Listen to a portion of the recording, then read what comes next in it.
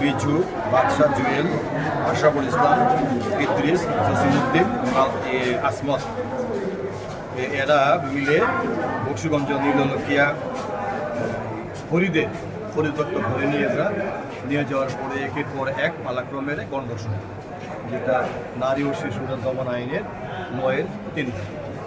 এই মোকদ্দমায় তদন্তকারী কর্মকর্তা দীর্ঘদিন ৮ মাস তদন্ত করে ঘটনা প্রাথমিক সত্যতা পাওয়ার পরে বিজ্ঞ আদালতে বিচারের নিমিত্তে 15/4/26 তারিখে পুলিশ রিপোর্ট দাখিল করে। তো পুলিশ রিপোর্ট দাখিল করলে মোকদ্দমার বিচারের জন্য মাননীয় বিজ্ঞ আদালতে ট্রাইব্যুনাল আসে।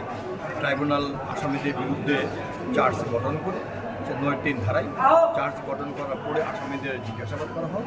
আসামিরা নিজেকে নির্দোষ দাবি করে।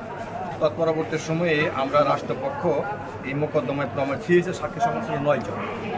আমরা রাষ্ট্রপক্ষ এই মোকদ্দমা প্রমাণের জন্য বিজ্ঞ নারী ও শিশুরা দমন ট্রাইব্যুনাল একেতে 8 জন সাক্ষী উপস্থাপন করে রাষ্ট্রপক্ষ, এবং এই 8 জন সাক্ষীকে আসামিপক্ষ জেরা করে।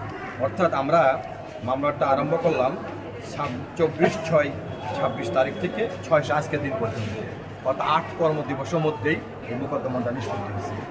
বুঝতে পারছেন তো? 8 কর্মদিবসের মধ্যেই আমরা এই মোকদ্দমাটা নিষ্পত্তি করতে সক্ষম হয়েছি।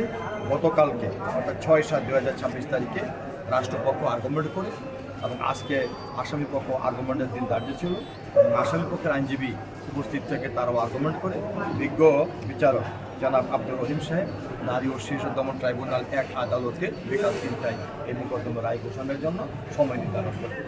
তৎমোতাবেক বিজ্ঞ বিচারক 3টার সময় আদালতে ওঠেন এবং 3টার সময় এই রায় প্রচার করেন। রায়ের দেখা যায় যে আসামি রাশেদুল ইসলাম পাপ্পু, বিজু, বাদশাহ, জুয়েল মিয়া, আশরাফুল ইসলাম, জসিমউদ্দিন, আসমত, যেহেতু এরা একই দোষে দূষিত, সবাই গণধর্ষণ সাজানো ছিল। আসামি প্রত্যেককেই দোষী সাব্যস্ত করে মৃত্যুদণ্ডের আদেশ প্রদান করেন, এবং প্রত্যেককেই 1 লক্ষ টাকা জরিমানা আদেশ প্রদান করেন। জরিমানা টাকা যদি না দেয় নির্ধারিত সময়ের মধ্যেই তাদের স্থাবর এবং অস্থাবর সম্পত্তি বিক্রি করে জরিমানা টাকা আদায় করে এই ভিকটিমকে দেওয়ার জন্য নির্দেশ প্রদান করা হয়। ধন্যবাদ।